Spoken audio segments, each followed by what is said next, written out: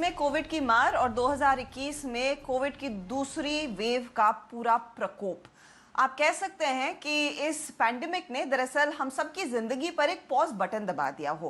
कामकाजी लोग तो खैर घर से काम करके काम चला ही रहे हैं, लेकिन सबसे ज्यादा असर हुआ है बच्चों पर। ना वो घर से बाहर जा पा रहे हैं, ना खेल पा रहे हैं, ना ठीक से पढ़ पा रहे हैं। एक तरफ जो भी पढ़ाई हो रही है वो ऑनलाइन हो रही है, लेकिन सबसे बड़ा चैलेंज रहा उन बच्चों के लिए जो अब अडल्ट स्टेज में उतर रहे हैं, जो 12वीं की परीक्षा दे रहे थे और 10वीं की परीक्षा दे रहे थे।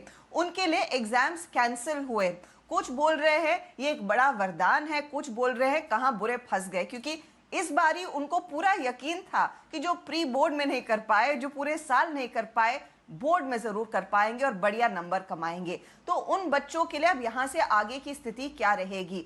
एडमिशन प्रक्रिया जो कॉलेजेस में होती है, जो अलग स्कूल्स में होती है, जो आप स्ट्रीम्स चुनते हैं उसके लिए होती है, वो कैसी तय की जाएगी? और इसी पर है यह खास चर्चा। नमस्कार, आप देख रहे हैं आवाज एंटरप्रेन्योर और मैं हूं हर्षदा सावंत। आज मेरे साथ हैं एजुकेशन से जुड़ी हुई कंपनियों के फाउंडर्स। मैं बात कर रही हूं कॉलेजिफाई के को फाउंडर आदर्श खंडेलवाल से, आई ड्रीम करियर के को फाउंडर आयुष बंसल और साथ ही साथ यॉकेट के को फाउंडर सुमित जैन। ये सब एप्स के जरिए टेक्नोलॉजी के आधार पर बच्चों को काउंसिल करते हैं, उनको आगे की राह चूज करने में मदद करते हैं। आप सभी का स्वागत है। मैंने प्रीमाइस तो सेट कर दिया। 10th और 12th वाले बच्चे जो एग्जाम्स देने के लिए पूरी तैयारी कर रहे थे, उनको सबसे ज्यादा इस कोविड के साल में परेशान होना पड़ा। एक तो लगातार एग्जाम्स पोस्टपोन होते गए और फाइनली एग्जाम्स कैंसिल करने का करार आ गया। अब इसमें दिक्कत यह है कि कुछ राज्यों ने पूरी तरह से कैंसिल कर दिए एग्जाम, सीबीएसई और आईसीएसई के,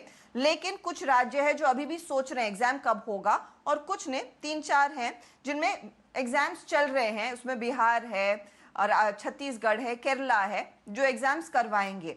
अब सवाल यह है बच्चों का फाइनली होगा क्या, वो अपना अगला कदम कैसे डिसाइड करें?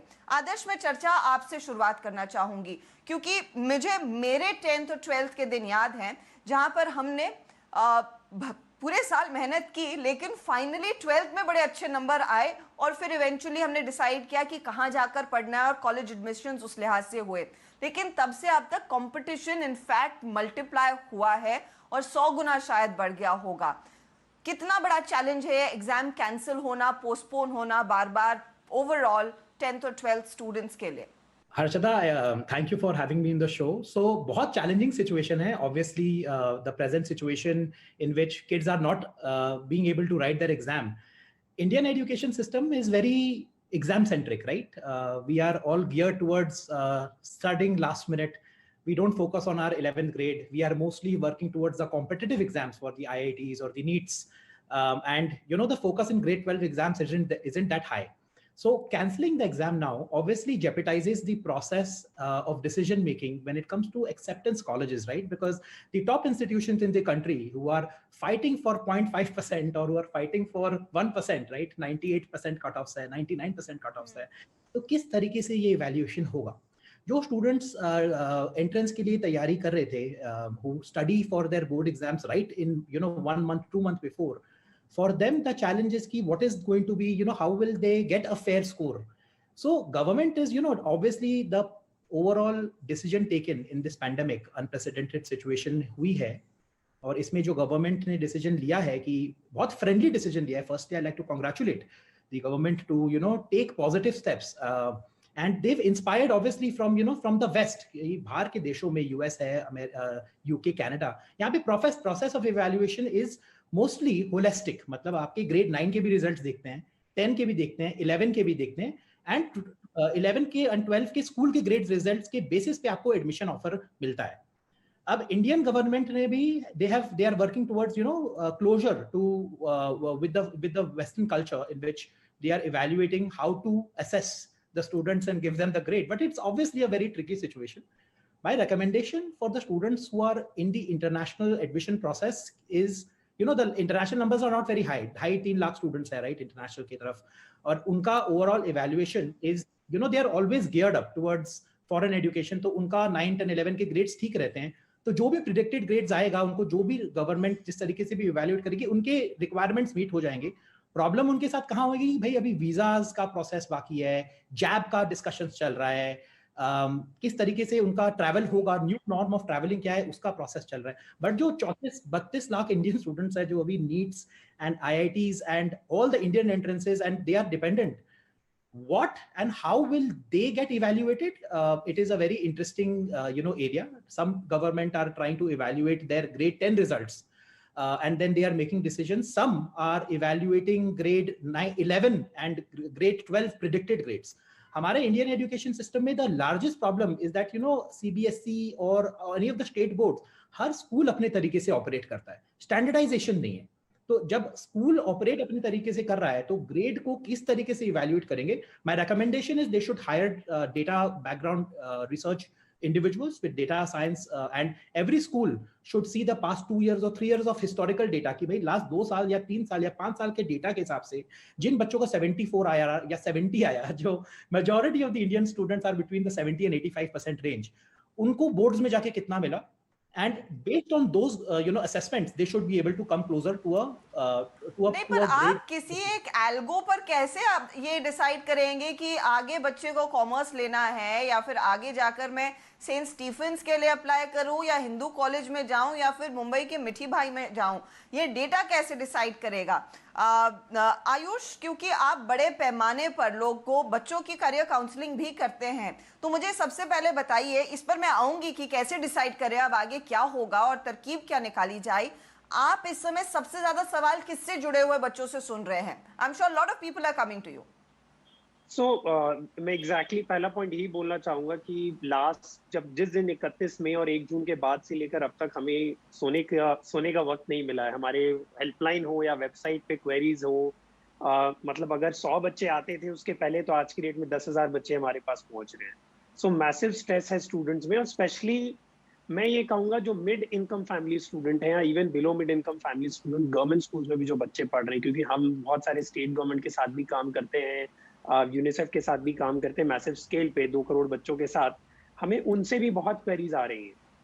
अब अगर आप ये देखें कि एक जो सबसे बड़ा कंफ्यूजन है जो बच्चों में अभी तक है, वो ये है कि बच्चे को ये लग रहा है कि मार्क्स ही नहीं आएगा. तो वो मैं ये बहुत क्लियर करना चाहूंगा इस शो के माध्यम से कि मार्क्स रिजल्ट सबके अनाउंस होंगे. उसकी इंटरनल असेसमेंट की क्राइटेरिया क्या होगी वो अभी नहीं बताई गई है, जिसके लिए 26 जून का लास्ट डेट सारे स्कूलों को जैसे CBSE ने दिया है कि आप अपनी इंटरनल असेसमेंट के स्कोर सबमिट करें, और बच्चों को ही चांस दिया गया है. लेट्स से कि इंटरनल असेसमेंट के बेसिस पे जो मुझे मार्क्स मिलेगा हर सब्जेक्ट पे, अगर मैं खुश नहीं हूं किसी सब्जेक्ट के मार्क्स से, मेरे पास फ्रीडम और ऑप्शन है कि मैं बोर्ड एग्जाम ले सकता हूं. सो वो फ्रीडम और चांस बच्चे के पास अभी भी है. तो इस चीज से ना बच्चे घबराएं कि अगर मुझे इंटरनल असेसमेंट के एग्जाम से किसी सब्जेक्ट में मार्क्स कम आए जो मेरी उम्मीद नहीं थी, मैं ऑप्शन ले सकता हूं कि मैं उस सब्जेक्ट के लिए एग्जाम दे दूं.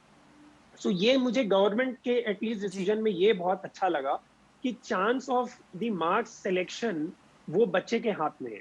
तो वो ये एक बात बच्चों को ध्यान रखना चाहिए. आई होप इस बात से थोड़ा स्ट्रेस आप कम करें. नंबर 2, इंटरनल असेसमेंट क्या होगा नहीं होगा वो भी नहीं पता, बट जनरली प्रैक्टिकल्स और लास्ट 2 साल के जो मार्क्स हैं उसके हिसाब से इंटरनल असेसमेंट के स्कोर्स के रिजल्ट आएंगे. बट जो सबसे बड़ी इशू है वो ये है इंटरनल असेसमेंट से कि मार्क्स जो है वो इन्फ्लेट होंगे और हायर कट ऑफ्स होगा. अगर 12वीं के एग्जाम के बेसिस पे अगर कुछ कॉलेजेस एडमिशन ले रहे हैं, वहां पे जो वो इम्पैक्ट है कॉलेज एडमिशन पे, इंडिया के कॉलेज एडमिशन पे, वहां पे वो इम्पैक्ट आएगा.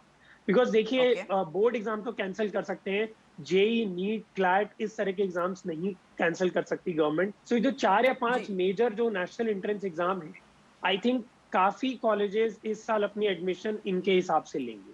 सो और एक सबसे लास्ट, तो ये बेसिकली आप कह रहे हैं एडमिशंस अब एंट्रेंस एग्जाम्स के बेसिस पर किए जाएंगे और होपफुली उस पर आप बच्चों को ज्यादा फोकस करना चाहिए, as against fretting and fuming and stressing about कि हमारे एग्जाम नहीं हुए और इसमें मैं अच्छा कर सकता था और प्री बोर्ड में मेरे को अकाउंट्स में अच्छे नंबर आए लेकिन इकोनॉमिक्स में मेरी हालत खराब हो रही थी. उसके बारे में स्ट्रेस ना करें, पीछे जो हो गया उसको छोड़ दें. सुमित जैन, क्या ये अब एक आधार बन सकता है भारतीय एजुकेशन सिस्टम का, स्पेशली हायर एजुकेशन के लिए, कि आप एक तो असेसमेंट बेसिस पर असेसमेंट का एक पूरा स्ट्रक्चर रखें, ग्रेड्स दें, हर शायद सेमेस्टर में ग्रेड्स दें, जो अब तक हम वैसे नहीं कर रहे थे काम, और मोस्ट इम्पॉर्टेंटली अज्यूमिंग आपको एक पर्टिकुलर यूनिवर्सिटी जाना है या फिर एक पर्टिकुलर कॉलेज जाना है, तो वो कॉलेज की क्या क्राइटेरिया है, उसको किस तरह के बच्चे चाहिए, उसकी तैयारी में अब ज्यादा जोर लगाएं? हाँ, तो ये जैसे आदर्श ने कहा कि अब्रॉड यूनिवर्सिटीज में पहले से ही वो होलिस्टिकली देखते थे, तो सिर्फ 12th के एग्जाम्स के स्कोर्स नहीं देखते थे, 9th 10th 11th। तो ये एक तरीके से ये अच्छा प्रेसिडेंट सेट हो सकता है अगर बाकी यूनिवर्सिटीज भी इसको अपना ले।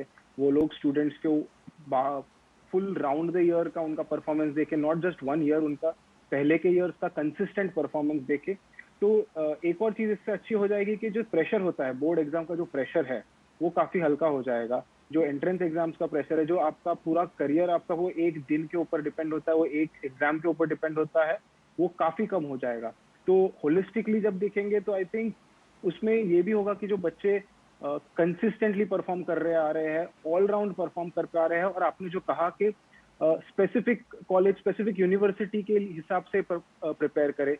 तो अगर आप अब्रॉड यूनिवर्सिटीज में देखें तो ऐसा नहीं है कि आपको बहुत अच्छे मार्क्स आ गए तो आपको ये यूनिवर्सिटी में मिल ही जाएगा, उसका ऐसा कट ऑफ होता है। यहाँ पे जैसे स्टीफन में आपको ये स्कोर है तो स्टीफन में मिल जाएगा आपको, वहां पे वैसा नहीं होगा। वहां पे आपको देखना होगा कि जो यूनिवर्सिटी का विजन है आपका उसके साथ मैच हो रहा है, जो उनके कोर्सेज है क्या आप उनके कोर्सेज के हिसाब से बरोबर फिट हो। तो वो मुझे लग रहा है कि अगर इंडिया में जाकर ऐसा ट्रेंड आ रहा है तो दैट वो काफी हद से प्रेशर ले लेगा स्टूडेंट के हिसाब से, and that will give us a much better form of education. क्योंकि आप सिर्फ एक एग्जाम के लिए या एक दिन के लिए नहीं पढ़ रहे हो, आप एक्चुअली अपने आप के लिए पढ़ रहे हो कि आपको कैसा पर्सन बनना है to get into that specific college, specific university. इस चर्चा में वक्त हो रहा है एक ब्रेक का, लेकिन फटाफट लौटेंगे, आप बने रहिए CNBC आवाज के साथ।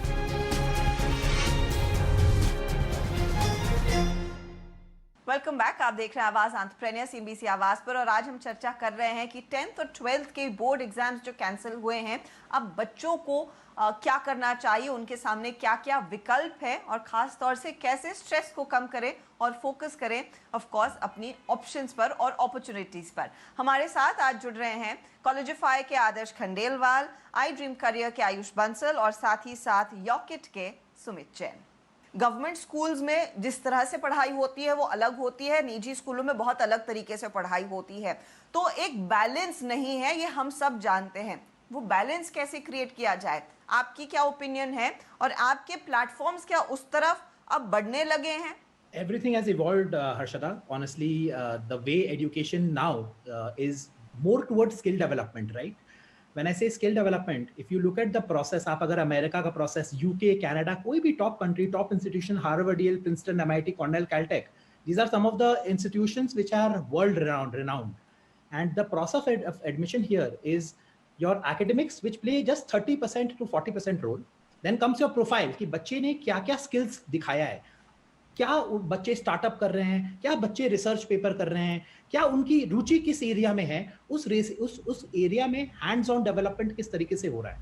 उसके बाद राइटिंग पे स्ट्रेस किया जाता है, हम बच्चों को राइटिंग के लिए प्रिपेयर कराते हैं। अब न्यू नॉर्मल में सारा चीज ऑनलाइन करा रहे हैं, एसेज लिखाया जाता है, उनकी इंटरव्यू ट्रेनिंग होती है। तो it's more about holistic education, that you are not only graded on base of the academic performance, but you are looking, and this is not happening from now, this is happening ever since many years. I've seen it for 15 years.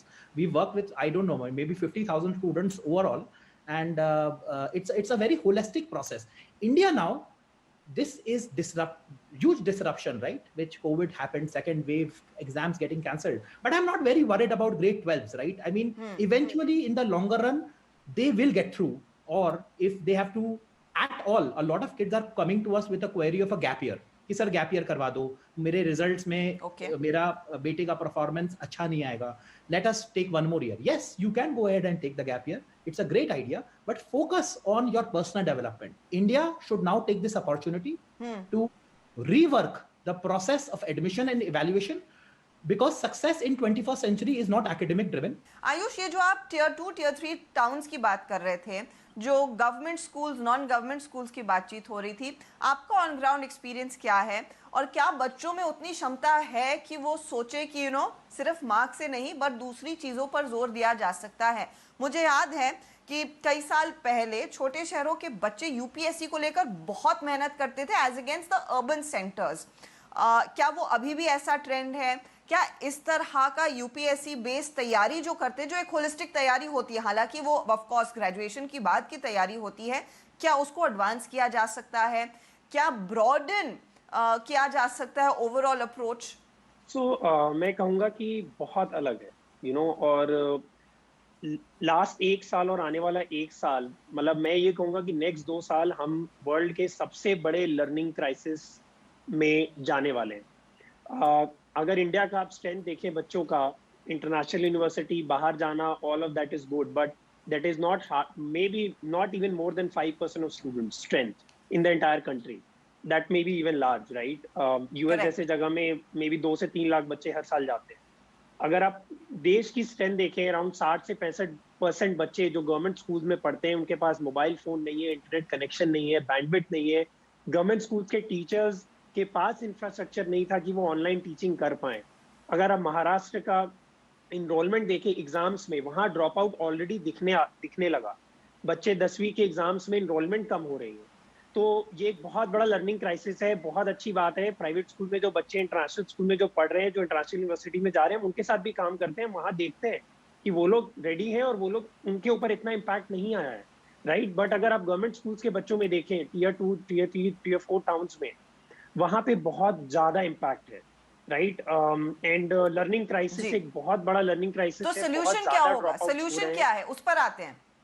So solution ये है कि governments have started, different state government काफी सारे technology को use करके अपनी learning methodology को चालू किया है। कहीं कहीं स्टेट गवर्नमेंट लाइक बिहार में रेडियो और टीवी को भी यूज किया गया as a medium to educate student, क्योंकि बहुत सारे गाँव में घरों में टीवी होता है, रेडियो होता है, लेकिन इंटरनेट और फोन बैंडविड्थ नहीं है। सो बहुत सारे तरीकों से पढ़ाना चालू किया, बट वो 100% तक अभी तक नहीं पहुंच पाया।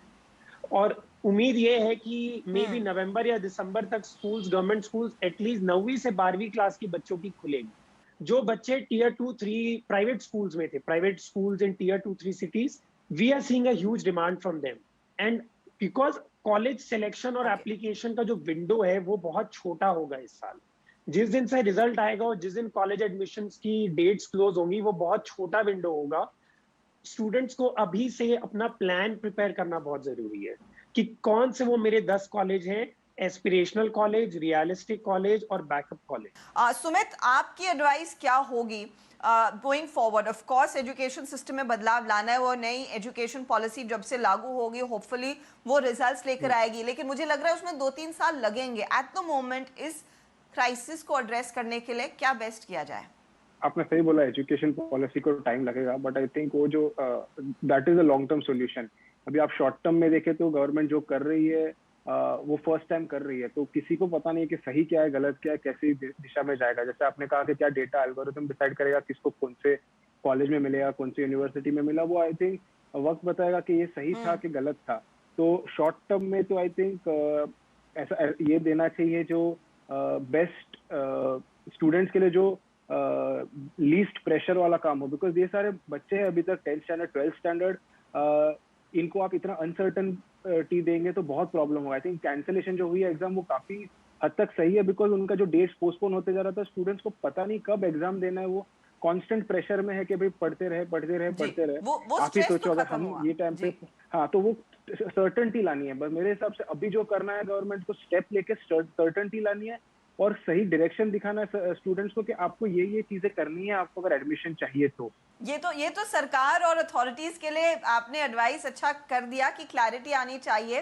लेकिन सुमित, आखिर में मैं आपसे ये सुनना चाह रही हूँ कि आप बच्चों को क्या कहेंगे कि स्ट्रेस ना लें, एक साल तो आप ड्रॉप करना चाहें तो ड्रॉप करें। अनफॉर्चुनेटली इस तरह के माहौल में हम ये भी नहीं कह सकते कि जाओ चलो भारत घूम के आओ या फिर कुछ और हॉबी पकड़ लो।